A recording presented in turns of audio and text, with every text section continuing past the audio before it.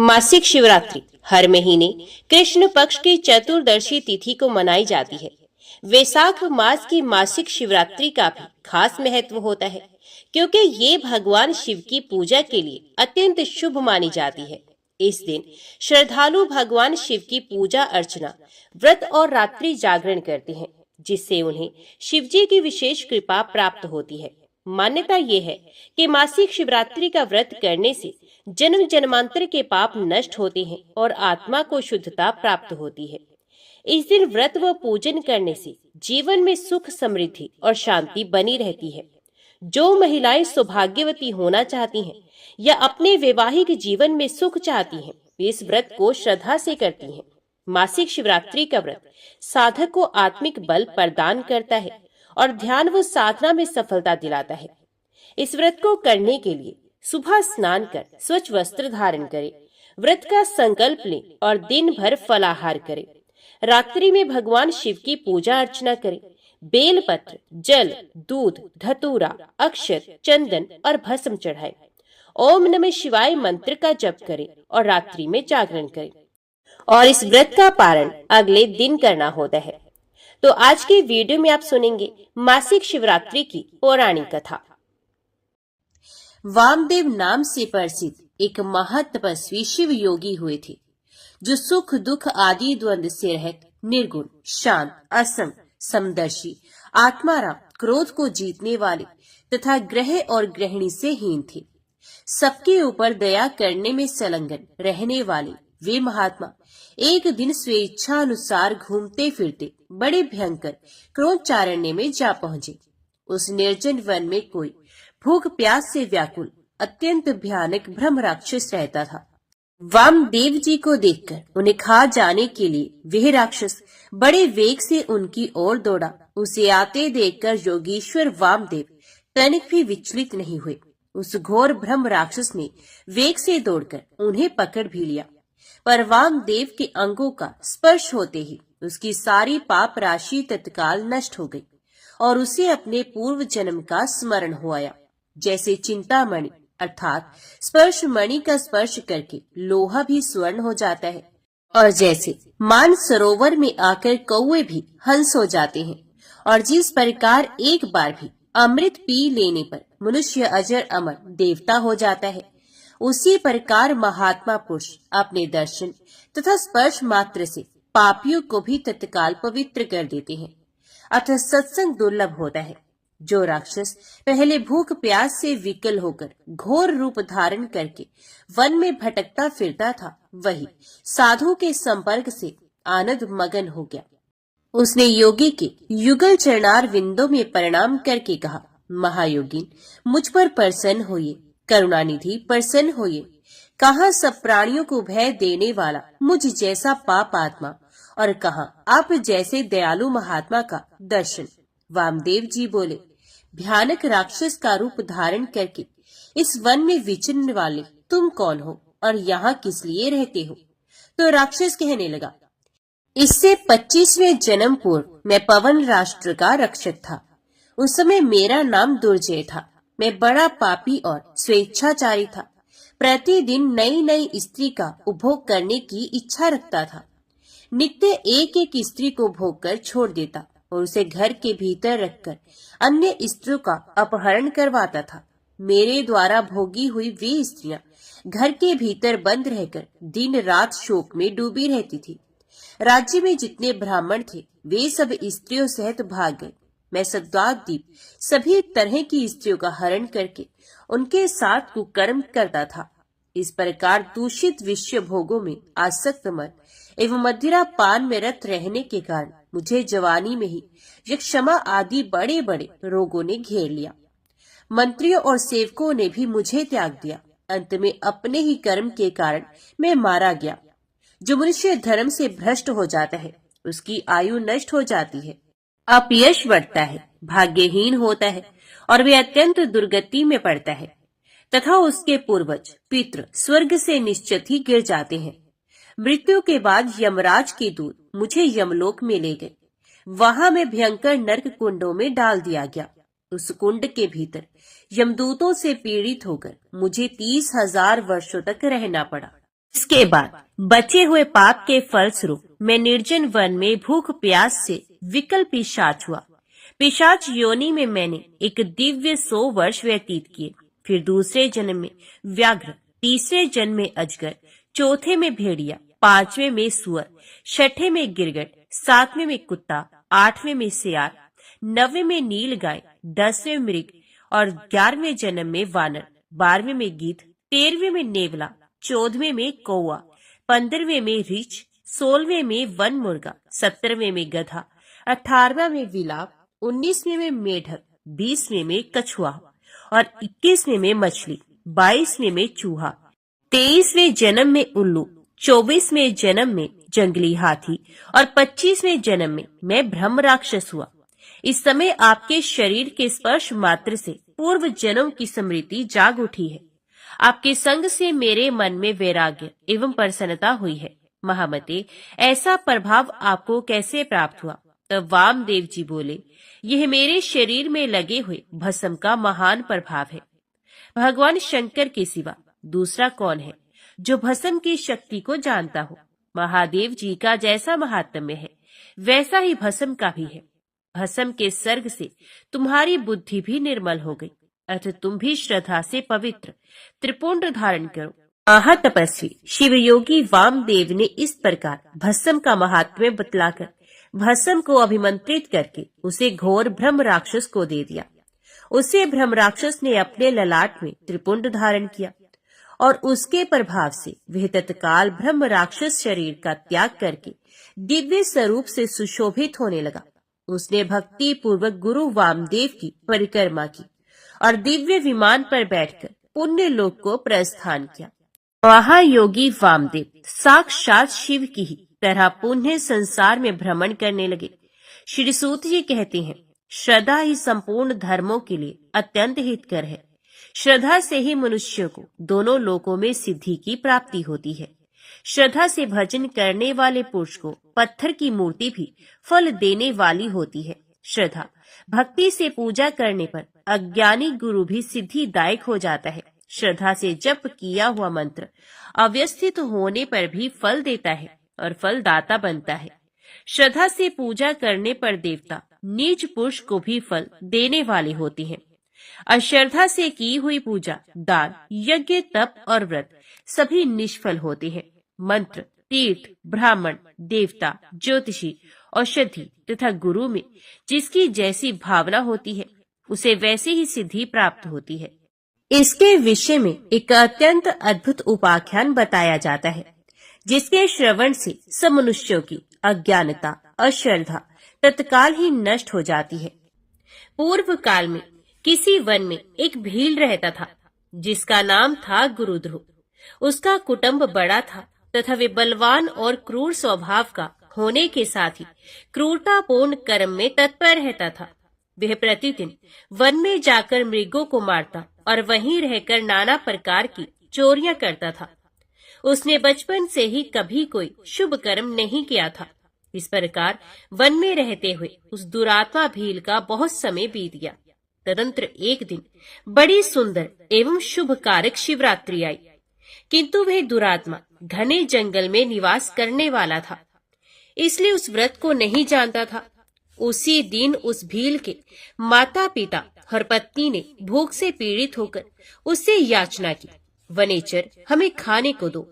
उनके इस प्रकार याचना करने पर वह तुरंत धनुष लेकर चल दिया और मृगों के शिकार के लिए सारे वन में घूमने लगा।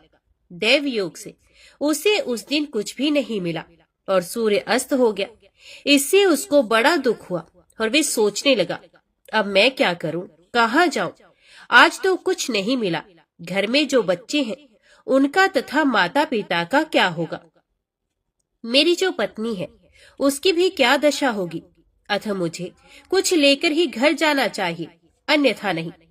ऐसा सोचकर वे व्याध एक जलाशय के समीप पहुंचा और जहां पानी में उतरने का घाट था वहां जाकर खड़ा हो गया।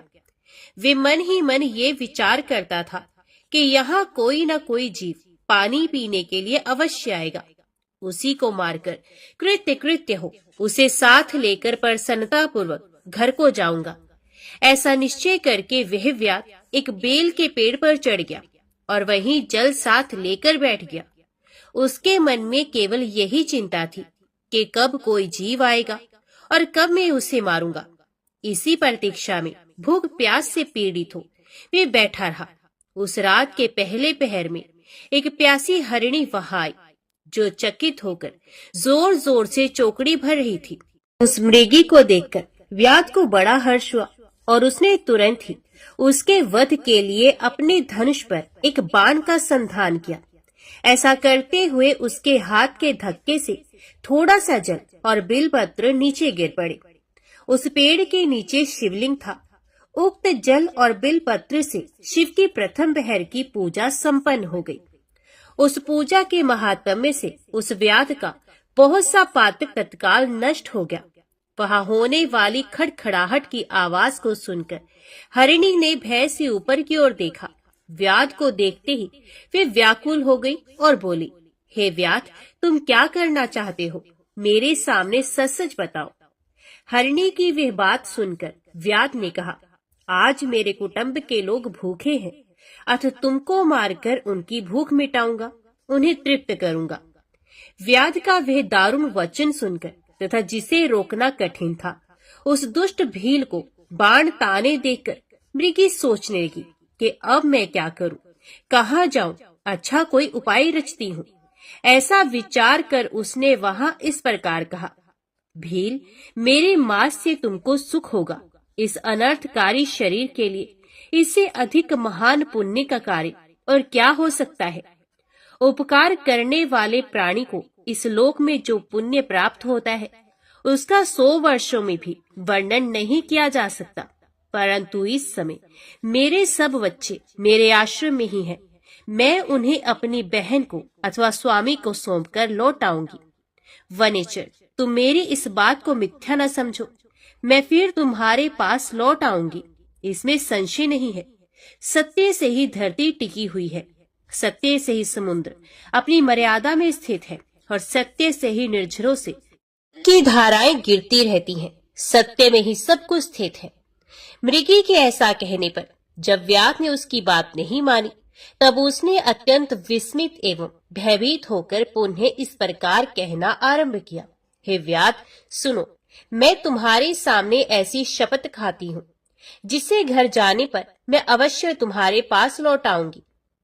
ब्राह्मण यदि वेद बेचे और तीनों काल संध्या न करे तो उसे जो पाप लगता है, पति की आज्ञा का उल्लंघन करके स्वेच्छानुसार कार्य करने वाली स्त्रियों को जिस पाप की प्राप्ति होती है, किए हुए उपकार को ना मानने वाले, भगवान शंकर से विमुख रहने वाले, दूसरों से द्रोह करने वाले, धर्म को लांघने वाले तथा विश्वासघात और छल करने वाले लोगों को जो पाप लगता है, उसी पाप से मैं भी लिप्त हो जाऊं यदि लौटकर यहाँ न आऊं।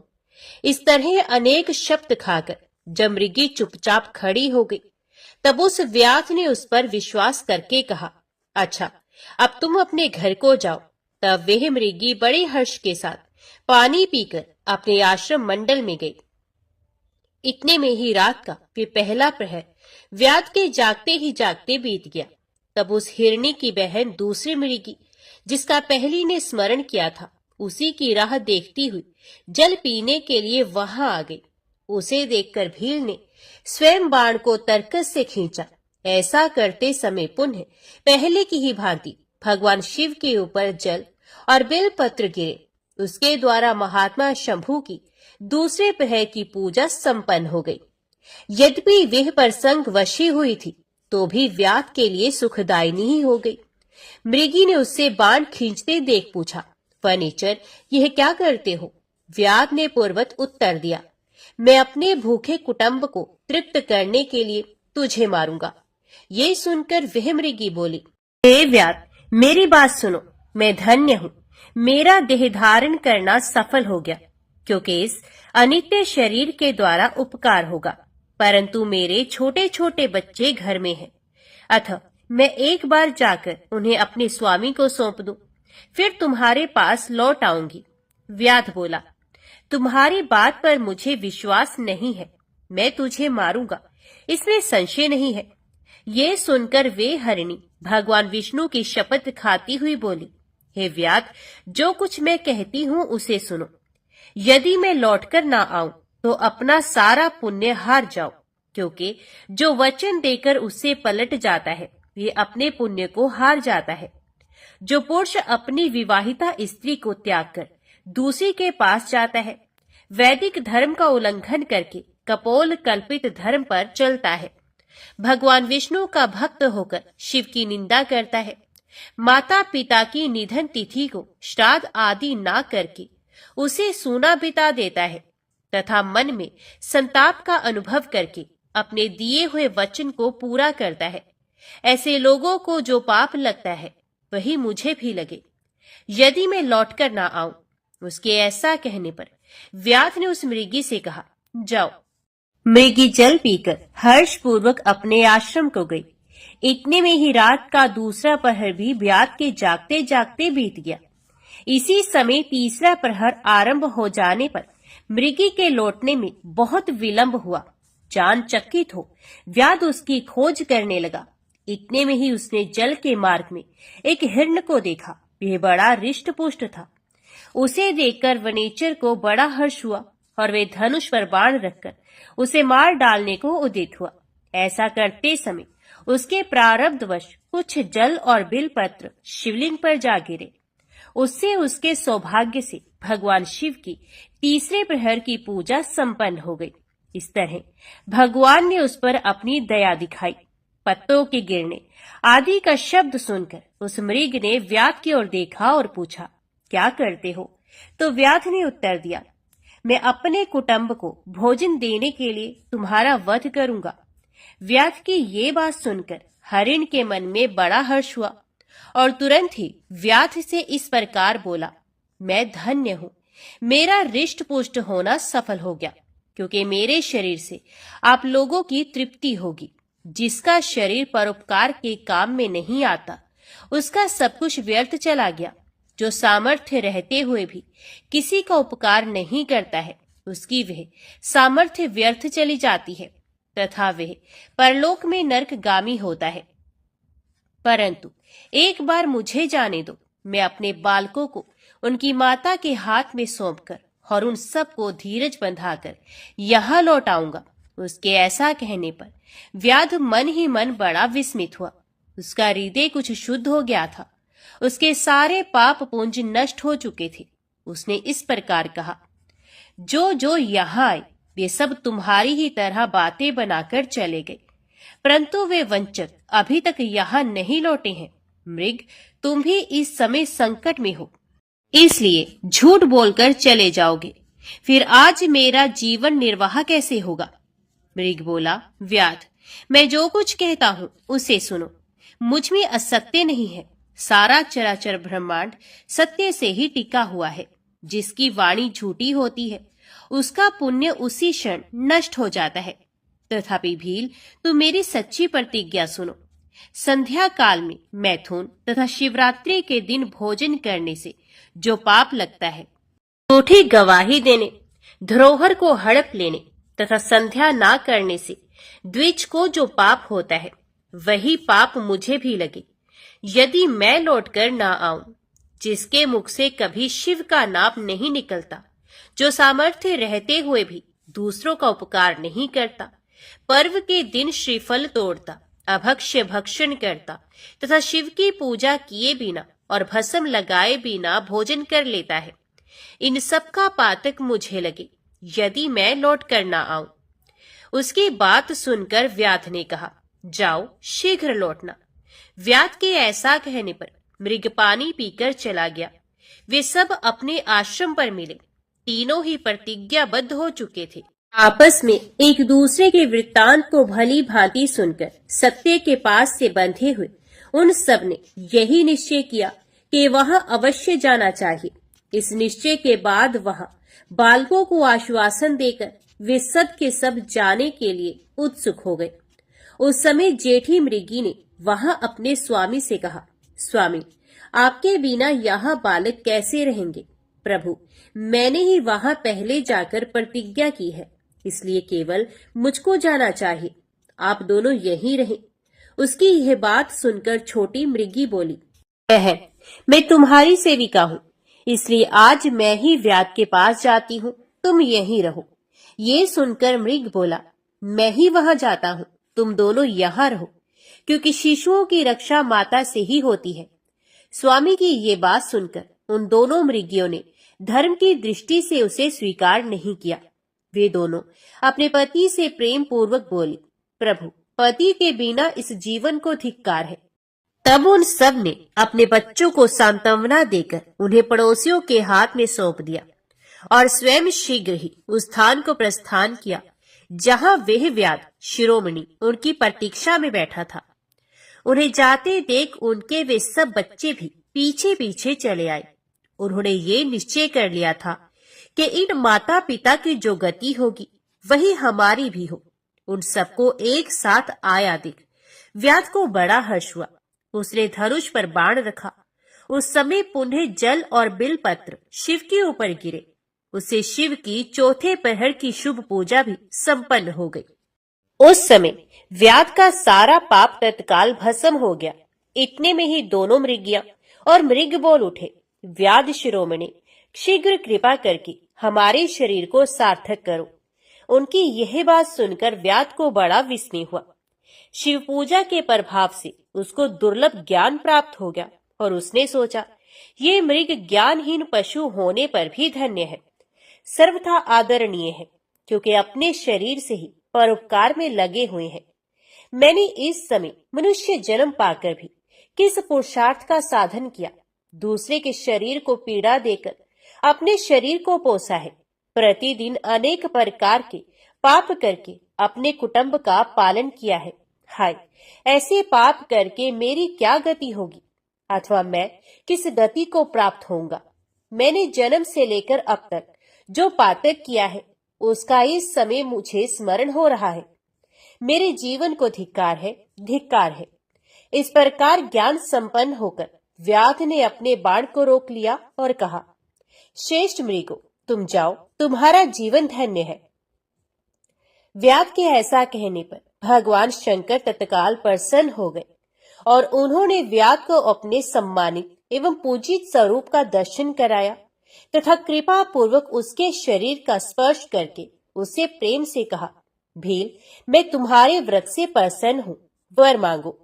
व्याध भी भगवान शिव के उस रूप को देखकर तत्काल जीवन मुक्त हो गया और मैंने सब कुछ पा लिया, यो कहता हुआ उनके चरणों के आगे गिर पड़ा। उसके इस भाव को देखकर भगवान शिव भी मन ही मन बड़े प्रसन्न हुए और उसे गुह नाम देकर कृपा दृष्टि से देखते हुए उन्होंने उसे दिव्य वर दिए। शिव भगवान बोले, हे व्याध, सुनो, आज से तुम ऋग्वेदपुर में उत्तम राजधानी का आश्रय ले दिव्य भोगों का उपभोग करो। तुम्हारे वंश की वृद्धि निर्विघ्न रूप से होती रहेगी। देवता भी तुम्हारी प्रशंसा करेंगे। हे व्याध, मेरे भक्तों पर स्नेह रखने वाले भगवान श्री राम एक दिन निश्चय ही तुम्हारे घर पधारेंगे और तुम्हारे साथ मित्रता करेंगे। तुम मेरी सेवा में मन लगाकर दुर्लभ मोक्ष पा जाओगे। इसी समय वे सब मृग भगवान शंकर का दर्शन और प्रणाम करके मृग योनि से मुक्त हो गए तथा दिव्य देहधारी हो विमान पर बैठकर शिव के दर्शन मात्र से शाप मुक्त हो दिव्य धाम को चले गए। तब से अर्बुद पर्वत पर भगवान शिव व्याधेश्वर के नाम से प्रसिद्ध हुए, जो दर्शन और पूजन करने पर तत्काल भोग और मोक्ष प्रदान करने वाले हैं। वह व्याध भी उस दिन से दिव्य भोगों का उपभोग करता हुआ अपनी राजधानी में रहने लगा। उसने भगवान श्री राम की कृपा पाकर शिव का सायुज्य प्राप्त कर लिया। अनजाने में ही इस व्रत का अनुष्ठान करने से उसको सायुज्य मोक्ष मिल गया। फिर जो भक्ति भाव से संपन्न होकर इस व्रत को करते हैं वे शिव का शुभ सायुज्य प्राप्त कर लें, इसके लिए तो कहना ही क्या है। संपूर्ण शास्त्रों तथा अनेक प्रकार के धर्मों के विषय में भलीभांति विचार करके इस शिवरात्रि व्रत को सबसे उत्तम बताया गया। इस लोक में जो नाना प्रकार के व्रत, विविध तीर्थ, भांति भांति के विचित्र दान, अनेक प्रकार के यज्ञ, तरह तरह के तप तथा बहुत से जप हैं, वे सब इस शिवरात्रि व्रत की समानता नहीं कर सकते। इसलिए अपना हित चाहने वाले मनुष्यों को इस शुभतर व्रत का अवश्य पालन करना चाहिए। यह शिवरात्रि व्रत दिव्य है। इससे सदा भोग और मोक्ष की प्राप्ति होती है।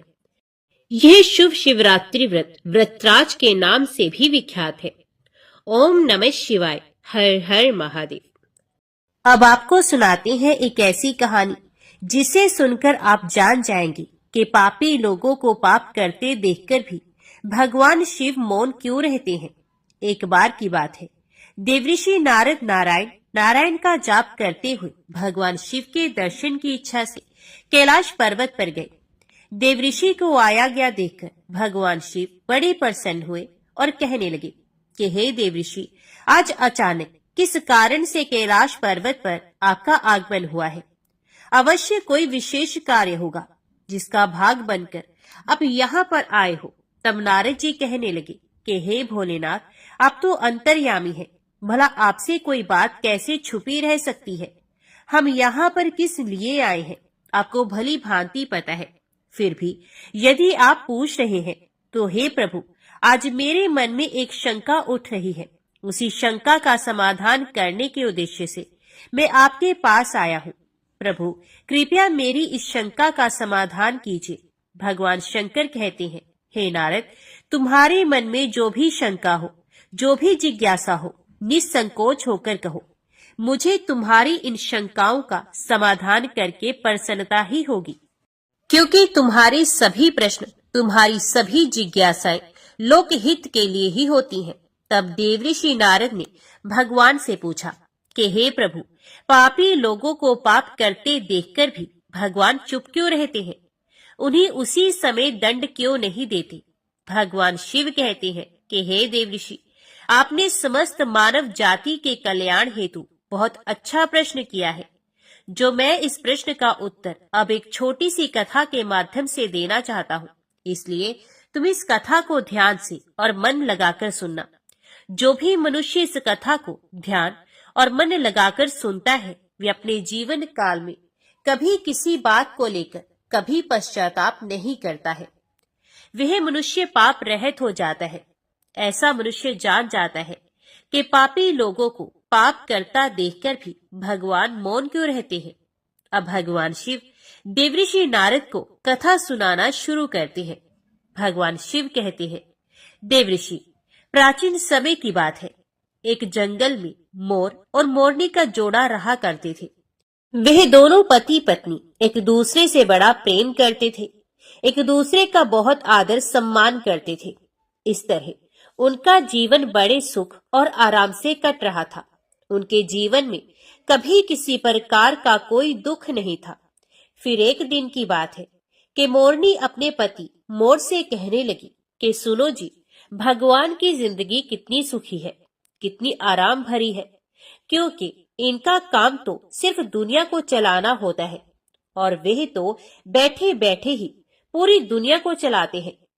उन्हें तो कोई मेहनत का काम करना नहीं पड़ता है और उन्हें उनके भक्त अच्छे अच्छे भोग भी लगाते हैं। अच्छे अच्छे उन्हें पकवान भी खाने को मिल जाते हैं। उन्हें खुद से पकवान भी नहीं बनाने पड़ते। दूसरी ओर ये देखो, हमारा जीवन कितनी मुश्किलों से भरा है। हम रोज अपना दाना पानी लोगों से छुप छुप कर जंगलों में ढूंढते हैं। मोरनी की बात सुनकर मोर कहने लगा, प्रिय, ऐसा नहीं है। भगवान का काम बहुत कठिन है। भगवान को यह पूरी सृष्टि चलाने के लिए कड़ी मेहनत करनी पड़ती है। कण कण का ध्यान रखना पड़ता है। मैं तुम्हें एक कथा के माध्यम से समझाता हूँ, तब तुम्हें मेरी बात भी समझ में आ जाएगी। मोर मोरनी से कहता है कि सुनो, एक गांव की बात है। उस गांव में भगवान शिव का एक बहुत ही सुंदर मंदिर बना हुआ था। उस मंदिर के पास में ही छोटा सा भगवान भोलेनाथ का शिवलिंग भी था। उस मंदिर की देखभाल करने के लिए उसी गांव का भोला नाम का एक व्यक्ति सेवा में लगा हुआ था, जो सुबह शाम मंदिर की साफ सफाई किया करता और दोनों समय स्नान ध्यान करने के बाद भगवान शिव के मंदिर में दीप जलाकर पूजा करता था। वह आदमी बहुत निर्धन और दुखी था। मंदिर में आने वाले श्रद्धालुओं के द्वारा उसे जो कुछ भी दान दक्षिणा में मिल जाता, उसी से वे अपने पूरे परिवार का गुजारा किया करता था। मंदिर में काम करते करते वह अपनी जिंदगी से जुड़ी हुई सभी परेशानियों की शिकायत भगवान की मूर्ति के सामने खड़ा होकर करता रहता। कभी शिवलिंग के समीप तो कभी भगवान शिव की प्रतिमा के पास जाकर, कभी वे अपने घर की बातें, परिवार की बातें भगवान से कहता, तो कभी दुनियादारी की बातें किया करता। अब मोर आगे कहता है कि एक दिन की बात है, ये भगवान भोलेनाथ के शिवलिंग के सामने खड़ा होकर दोनों हाथ जोड़कर कुछ शिकायतें कर रहा था। कह रहा था कि हे भगवान, आपकी जिंदगी कितनी आरामदायक है।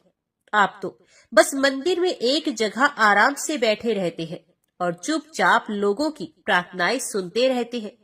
कोई आपको लड्डुओं का भोग लगा जाता है तो कोई प्रसाद चढ़ा देता है।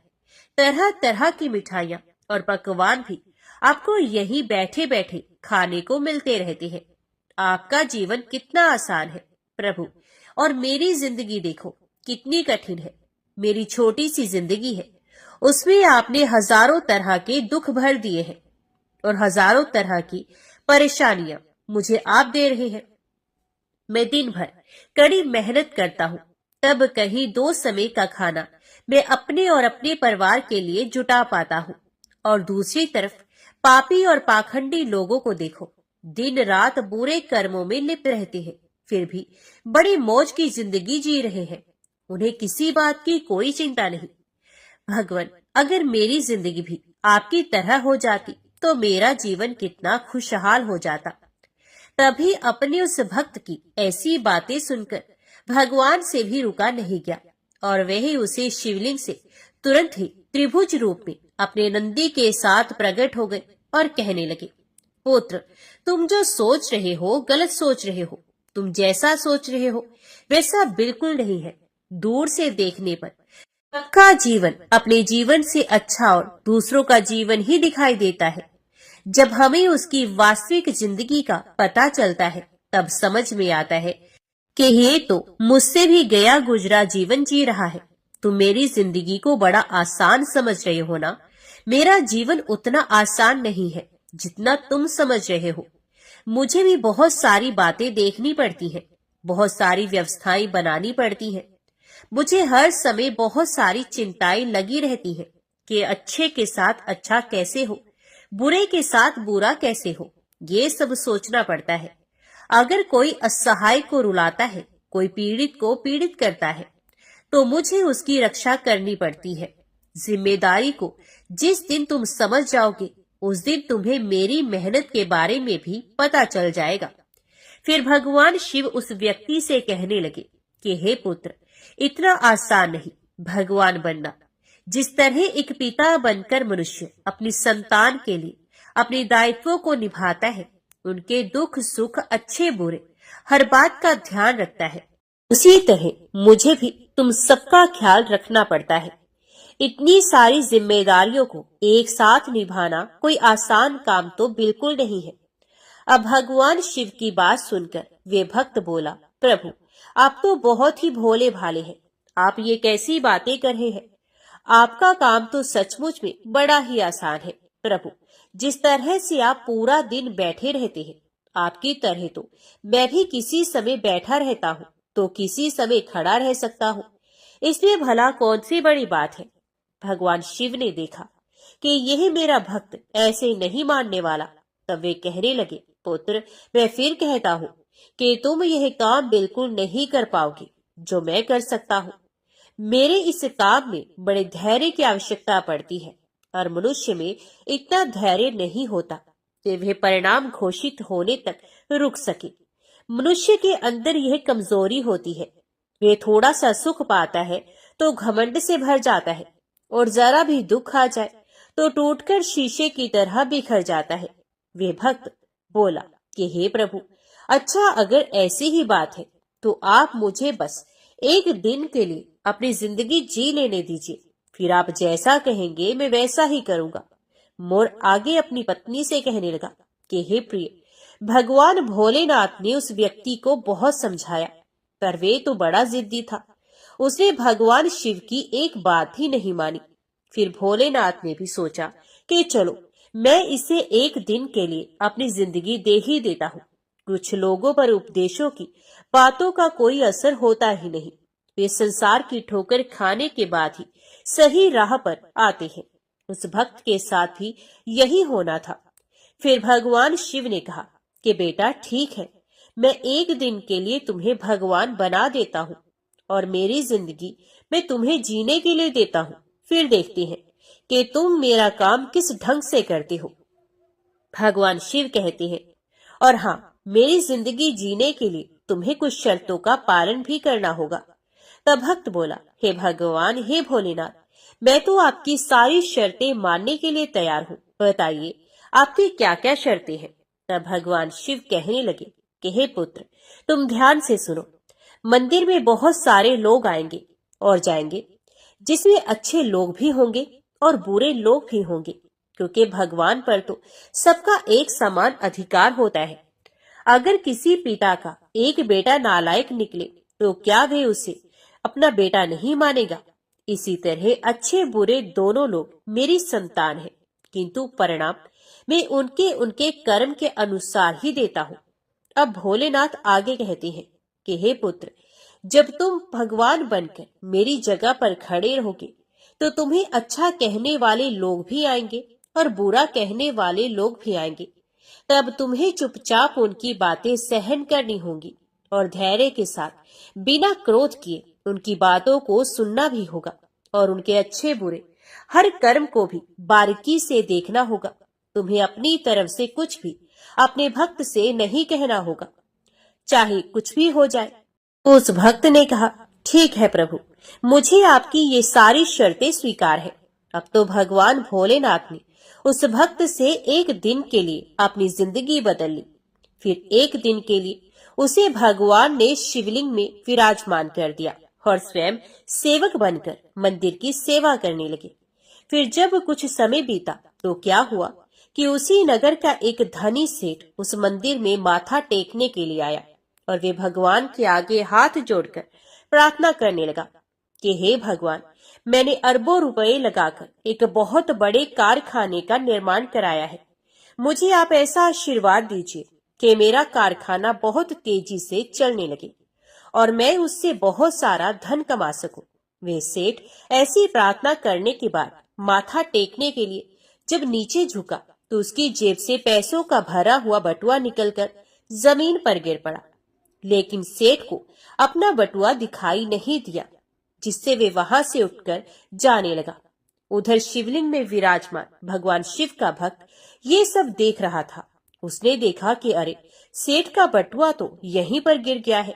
एक बार तो उसके मन में आया, क्यों ना वे सेठ को आवाज लगाकर उसे कह दे कि तुम्हारा बटुआ यहीं पर गिर गया है।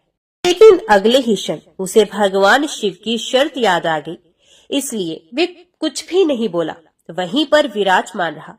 भोलेनाथ ने कहा, चाहे अच्छा हो या बुरा हो, तुम्हें बिल्कुल नहीं बोलना है। यही सोचकर भगवान बना हुआ भक्त चुप रहा। तभी उस मंदिर में एक बहुत ही गरीब आदमी आया और वे भगवान भोलेनाथ के शिवलिंग के समीप खड़ा होकर कहने लगा, हे भगवान, मैं बहुत गरीब आदमी हूँ। इस गरीबी में बड़े दुख और कष्ट का जीवन जी रहा हूँ। अब तो परिवार का पेट पालना भी मुश्किल हो रहा है। घर पर बीमार माँ है, उसका इलाज कराने के लिए मेरे पास पैसे तक नहीं है। मैं कहाँ से व्यवस्था करूं? प्रभु, कुछ समझ नहीं आ रहा। आगे मेरा जीवन कैसे चलेगा? प्रभु, आज तो मेरे पास मात्र 10 रुपए हैं। इनसे ना तो एक समय का राशन आ पाएगा और ना ही मेरी माँ की दवाई। कुछ कृपा कर दो भोलेनाथ, ताकि मेरी जरूरतें पूरी हो जाए। ऐसा कहकर बड़े दुखी मन से वह आदमी जब मंदिर से बाहर जाने लगा, तभी उसकी नजर पैसों से भरे एक बटुए पर पड़ी। उसने वह बटुआ तुरंत उठा लिया और उसमें बहुत सारे पैसे देखकर वे मन ही मन खुश होने लगा और भगवान को धन्यवाद देने लगा कि हे भोलेनाथ, आप तो वास्तव में बड़े महान हो। आपने मेरी प्रार्थना इतनी जल्दी सुन ली। अब इन पैसों से मैं अपने परिवार के लिए राशन की व्यवस्था करूंगा और अपनी बीमार माँ का इलाज भी कराऊंगा। फिर उधर भगवान बनकर शिवलिंग में विराजमान भक्त सोचने लगा, अरे ये बटुआ तो उस अमीर सेठ का है और ये गरीब आदमी इसे उठाकर ले जा रहा है। एक बार तो उसके मन में आया कि आवाज देकर इसे बता दूं कि ये बटुआ उसका नहीं बल्कि एक सेठ का है जो वे लेकर जा रहा है। लेकिन तुरंत ही उसे भगवान भोलेनाथ की शर्त याद आ गई, इसलिए वे चुपचाप रहा। अब गरीब आदमी के जाने के बाद मंदिर में एक व्यक्ति और आया। यह तीसरा व्यक्ति एक सैनिक था जो अगले ही दिन अपने राजा के साथ युद्ध करने के लिए जा रहा था। वह मंदिर में भगवान से प्रार्थना करने आया था कि हे भोलेनाथ, उसकी यात्रा सुरक्षित रहे और वे युद्ध के बाद सकुशल अपने घर अपने परिवार जनों के बीच लौट आए। वह सैनिक प्रार्थना कर ही रहा था कि इतने में ही वही व्यापारी अपने कुछ लोगों के साथ मंदिर में आया, जिसका पैसों से भरा हुआ बटुआ मंदिर में गिर गया था। जब सेठ ने उस सैनिक को वहां देखा तो उसने सोचा कि जरूर इसी ने मेरा बटुआ उठाया होगा। तब सेठ के कहने पर सेठ के लोगों ने उस सैनिक को पकड़ लिया और उसे पकड़कर ले जाने लगे। यह बात भगवान शंकर बने हुए उस भक्त को बिल्कुल भी सही नहीं लगी, क्योंकि वह सैनिक तो बिल्कुल निर्दोष था। बटुआ तो वह गरीब आदमी लेकर चला गया था। तब भगवान बने हुए भक्त को अपने सामने होता हुआ यह अन्याय का काम बिल्कुल पसंद नहीं आया और वे कहने लगा कि हे सेठ, तेरा बटुआ इसने नहीं चुराया है। तेरा बटुआ तो इसने पहले मंदिर में एक गरीब व्यक्ति आया था, उसने उठाया है। अब सेठ और उसके आदमी भला भगवान की बात क्यों न मानते। उन्होंने तुरंत सैनिक को छोड़ दिया और उस गरीब आदमी को पकड़ लाए। उससे सेठ का बटुआ भी छीन लिया। तब वह बेचारा बड़ा निराश हुआ। उधर जब एक दिन का समय पूरा हुआ तो भगवान भोलेनाथ मंदिर में आए और उधर भगवान बने हुए उस भक्त ने पूरे दिन का घटनाक्रम भगवान भोलेनाथ को सुनाया और बड़े गर्व से कहा कि हे प्रभु, आज मैंने एक सैनिक के साथ हो रहे अन्याय को होने से रोक लिया। आपने देखा, एक दिन भगवान बनकर मैंने कितना महत्वपूर्ण काम किया है। तब भगवान शिव अपने भक्त की बातें सुनकर कहने लगे कि हे पुत्र, तुमने ये न्याय नहीं अन्याय किया है। तुमने उस गरीब आदमी को पकड़वाकर उसके परिवार के मुंह से भोजन का निवाला छीना है। उसकी बीमार माँ का इलाज होने से रोका है कि तुमने बहुत बड़ा न्याय किया है। ये सेठ बड़ा धर्मी था। उसने पाप करके करोड़ों रुपए की यह दौलत जोड़ी है। गरीबों का पेट काटकर उनके साथ धोखा करके उसने उन पैसों को इकट्ठा किया है। अगर उसका बटुआ छूट गया था तो क्या हुआ, कम से कम किसी गरीब का तो उन रुपयों से कुछ भला हो जाता और सेठ के कुछ पाप भी कम हो जाते। तुमने उस सैनिक को बचाकर भी बहुत बड़ा अन्याय ही किया है। तुम्हें लगता है कि तुमने न्याय किया। वह सैनिक अपने राजा के साथ युद्ध में जाकर एक कमजोर देश का राज्य हड़पने वाला था। जानते हो उस युद्ध में कितने निर्दोष सैनिक मारे जाएंगे। तुमने उसे बचाकर बहुत बड़ा अन्याय किया है। भक्त को भोलेनाथ की इस बात को सुनकर बड़ा पश्चाताप हुआ। तब वे कहने लगा कि हे प्रभु, हे भोलेनाथ, मैं तो वही देख पा रहा था जो मेरी आंखों के सामने हो रहा था। उसके पीछे की सच्चाई कुछ और ही होगी, ये मैं नहीं देख पा रहा था। तब भक्त आगे कहने लगा, हे भोलेनाथ, दुनिया को तो सिर्फ आप ही चला सकते हैं, क्योंकि आप जीवन के हर पहलू को अच्छी तरह से देख सकते हैं, विचार कर सकते हैं, क्योंकि आप जो करते हैं वो अच्छा ही करते हैं। गलत तो हम हैं जो जीवन की वास्तविकता को समझ नहीं पाते और उससे पहले ही आप पर दोष लगा देते हैं। जब हमारे साथ कुछ गलत हो रहा होता है या फिर हमारे मन के अनुसार कुछ नहीं होता है तो उस समय हम अपना धैर्य खोकर भगवान को ही दोषी मानने लगते हैं।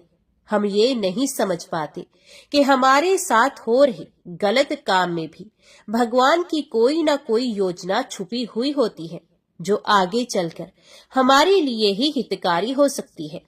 फिर वह भक्त भोलेनाथ से कहने लगा कि हे भोलेनाथ, मनुष्य की समझदारी इसी में है कि हमें गंभीरता से काम के आगे और पीछे के परिणाम को अच्छे से सोच लेना चाहिए। अगर आपके साथ आपकी मर्जी के अनुसार कुछ भी नहीं हो रहा है तो उसे भगवान की मर्जी समझनी चाहिए और आगे भगवान जो करते हैं वो अच्छा ही करते हैं ऐसा सोचकर सिर्फ और सिर्फ अपने कर्तव्य पर ही ध्यान देना चाहिए। उसके बाद भगवान शिव ने उस भक्त से कहा कि हे पुत्र, क्या अब तुम्हें पता चल गया कि भगवान बनना इतना आसान नहीं है? फिर वे भक्त कहने लगा कि हे भोलेनाथ, आप जितने भोले भाले हैं उतनी ही सरलता से लोगों के दुख को भी दूर कर देते हैं और उन्हें ज्ञान भी देते हैं। हे प्रभु, अब मैं समझ गया हूँ कि कुछ भी बनना आसान है, लेकिन भगवान बनना बिल्कुल भी आसान नहीं। उसके बाद भगवान भोलेनाथ उस भक्त को तथास्तु कहकर वहां से सीधा कैलाश पर्वत पर पुनः पहुंच गए। अब भगवान शिव देवऋषि नारद से कहते हैं कि मोर अपनी पत्नी से कहने लगा कि हे प्रिय, अब बात करते हैं उन दो कारणों की जिनकी वजह से भगवान पाप होते हुए देखकर भी मौन रहते हैं। पहला कारण तो ये है कि भगवान तब तक आपकी मदद नहीं करेंगे जब तक आप दुनिया वालों पर निर्भर रहेंगे। जिस दिन आप खुद पर और भगवान पर पूरी तरह निर्भय हो जाएंगे, उस दिन वे आपकी सहायता के लिए अवश्य आएंगे। दूसरा कारण ये है कि भगवान मनुष्य के कर्म भी देखकर चलते हैं कि किस किस को कहां कहां पर किस किस कर्म का दंड मिलना चाहिए और किस किस कर्म का फल मिलना चाहिए। भगवान हमेशा आपके अगले और पिछले सभी कर्मों को देखकर ही हिसाब करते हैं। अगर आप भगवान के प्रति समर्पित हो गए हैं तो भगवान कभी भी आपके साथ कुछ भी बुरा नहीं होने देंगे। तब देवऋषि नारद इस कथा को सुनकर बहुत प्रसन्न हुए और कहने लगे कि हे प्रभु, आप ही संसार में आदि और अनंत है। आज आपने इस कथा को सुनाकर निश्चित ही मेरी शंका का समाधान कर दिया है। प्रभु, आपको बारंबार प्रणाम है। ऐसा कहकर नारायण नारायण कहते हुए देवऋषि नारद वहां से चले गए। ओम नमः शिवाय, हर हर महादेव। भगवान शिव के सबसे प्रमुख धामों में एक धाम है केदारनाथ, जो कि जागृत महादेव के नाम से भी प्रसिद्ध है। केदारनाथ धाम के दर्शन करने के लिए भक्त सालों साल इंतजार करते हैं, क्योंकि ऐसा कहा जाता है कि जब तक भगवान का बुलावा नहीं आता तब तक भगवान खुद अपने भक्तों को दर्शन के लिए नहीं बुलाते। तब तक भक्तों को उनके दर्शन करने का सौभाग्य प्राप्त ही नहीं होता। भगवान भोलेनाथ बहुत ही दयालु हैं और अपने भक्तों के लिए वे कुछ भी कर सकते हैं। कहा जाता है कि भोले बाबा जिसे दर्शन देने की ठान लेते हैं उसे दर्शन देकर ही रहते हैं। केदारनाथ धाम की चढ़ाई को बहुत मुश्किल माना जाता है। बहुत ही कठिनाइयों का पार करके श्रद्धालु बाबा के दर्शन करते हैं। ऐसा कहा जाता है, एक बार एक शिव भक्त अपने गांव से केदारनाथ धाम की यात्रा पर निकला। पहले यातायात की सुविधाएं तो थी नहीं, इसलिए वे भक्त पैदल ही निकल पड़ा। रास्ते में जो भी मिलता उससे केदारनाथ का मार्ग पूछ लेता और मन में भगवान शिव का ध्यान करता रहता। इस प्रकार चलते चलते उसको कई महीने बीत गए। रास्ते में उसे बहुत सारी परेशानियों का भी सामना करना पड़ा, लेकिन उसने हार नहीं मानी। उसे तो बस बाबा के दर्शन ही करने थे और आखिरकार चलते चलते वे भक्त एक दिन केदारनाथ धाम पहुंच ही गया। केदारनाथ धाम के कपाट 6 महीने के लिए खुले रहते हैं और 6 महीने के लिए बंद रहते हैं। वे भक्त जब वे उस समय वहां पहुंचा तब मंदिर के द्वार बंद हो रहे थे। ये देखकर उस भक्त के तो प्राण गले में आ गए। उसने सोचा, मैं महीनों की लंबी तपस्या के बाद आज भोले बाबा के दर्शन करने केदारनाथ धाम पहुंचा हूँ, और जब दर्शन करने की बारी आई तो यहाँ तो मंदिर के कपाट बंद हो रहे हैं। तब उसने पंडित जी से कहा, पंडित जी, मैं बहुत दूर से महीनों की यात्रा करके आया हूँ, कृपया बस एक क्षण के लिए अब दरवाजे खोलकर मुझे भोले बाबा के दर्शन करवा दीजिए। लेकिन केदारनाथ धाम का एक नियम है, वो ये है कि द्वार अगर एक बार बंद हो गए तो वही द्वार फिर 6 महीने के बाद ही खोले जा सकते हैं। ये जानकर वे भक्त बहुत रोया, बार बार भगवान को याद करने लगा कि प्रभु बस एक बार दर्शन करा दो। यह बार बार पंडित जी से प्रार्थना कर रहा था, लेकिन किसी ने भी उसकी नहीं सुनी, क्योंकि नियम तो नियम होता है। मंदिर के पंडित जी बोले कि बेटा, आप यहाँ अब 6 महीने के बाद ही आना। क्योंकि 6 महीने के बाद ही यहाँ के द्वार अब खुलेंगे। यहाँ पर 6 महीने बर्फ और भीषण ठंड पड़ती है। और ऐसा कहकर सभी लोग वहां से चले गए। वे भक्त वहीं पर बैठा रोता रहा। रोते रोते रात होने लगी और चारों तरफ अंधेरा छा गया। लेकिन उस भोले भक्त को विश्वास था कि भगवान शिव उसे दर्शन अवश्य देंगे, उस पर जरूर कृपा करेंगे। ये बहुत लंबे समय से भूखा और प्यासा भी था। बहुत जोर से उसे भूख प्यास लग रही थी। उसने सहसा किसी की आने की आहट सुनी। देखा कि सामने एक सन्यासी बाबा उसकी ओर ही आ रहे हैं। वे सन्यासी बाबा जब उसके पास आए तो आकर उसके पास में बैठ गए। ये देखकर सन्यासी बाबा ने उससे पूछा, बेटा तुम कहाँ से आए हो? भक्त ने सारा हाल उन बाबा को कह सुनाया और बोला, बाबा मेरा तो यहाँ पर आना ही व्यर्थ हो गया। बाबा जी ने उसे समझाया और खाने को भोजन दिया। फिर बहुत देर तक वे सन्यासी बाबा उस भक्त से बात करते रहे। बाबा जी को उस पर दया आ गई। फिर वह बोले, बेटा मुझे लगता है कि कल सुबह मंदिर जरूर खुलेगा और तुम दर्शन भी जरूर करोगे। बात करते करते ना जाने उस भक्त को कब नींद आ गई। सूर्य के मध्यम मध्यम प्रकाश के साथ ही उस भक्त की आंख खुली। उसने इधर उधर उन सन्यासी बाबा को देखा जो रात भर उसके साथ थे, लेकिन इस समय वे कहीं भी दिखाई नहीं दिए। इससे पहले कि वे कुछ समझ पाता, उसने देखा कि सामने से ही पंडित जी आ रहे हैं। वे भी अपनी पूरी मंडली के साथ ढोल नगाड़े बज रहे हैं। ये देखकर उसने पंडित जी को प्रणाम किया। फिर बोला, पंडित जी कल तो आपने कहा था कि मंदिर अब 6 महीने बाद खुलेगा, इस बीच में कोई नहीं आएगा, लेकिन ये क्या, आप तो सुबह ही आ गए। पंडित जी ने उस भक्त को गौर से देखा, पहचानने की कोशिश की। फिर पूछने लगे, क्या तुम वही हो जो मंदिर का द्वार बंद होने पर आए थे और मुझसे बार बार आग्रह कर रहे थे, एक बार द्वार खोल दो, मैं भोले बाबा के दर्शन कर लूं। तो क्या तुम 6 महीने होते ही फिर वापस आ गए हो? उस भक्त ने आश्चर्य से कहा, नहीं पंडित जी, मैं तो कहीं भी नहीं गया। कल ही तो आप मुझे मिले थे और रात भर मैं यहीं पर सो भी गया, मैं कहीं नहीं गया। ये बात सुनकर अब पंडित जी के आश्चर्य का कोई ठिकाना नहीं रहा। उन्होंने कहा, लेकिन मैं तो 6 महीने पहले मंदिर बंद करके गया था और आज पूरे 6 महीने के बाद ही यहाँ आया हूँ। तुम 6 महीने तक यहाँ पर जिंदा कैसे रह सकते हो? बात सुनकर पंडित जी और सारी मंडली हैरान थी कि इतनी भयानक सर्दी में, इतनी बर्फबारी में एक अकेला व्यक्ति कैसे 6 महीने तक जिंदा रह सकता है। तब उस भक्त ने उन्हें सन्यासी बाबा के मिलने और उसके साथ की गई सारी बातें बता दी कि एक सन्यासी बाबा आए थे जो लंबे थे, जिनकी बड़ी बड़ी जटाएं थी, हाथ में त्रिशूल और एक हाथ में डमरू लिए हुए थे। मृगशाला उन्होंने पहन रखी थी। ये सुनते ही पंडित जी और सब लोग उस भक्त के चरणों में गिर गए और कहने लगे कि हमने तो सारी जिंदगी लगा दी, लेकिन प्रभु के दर्शन कभी नहीं कर सके। सच्चे भक्त तो तुम हो।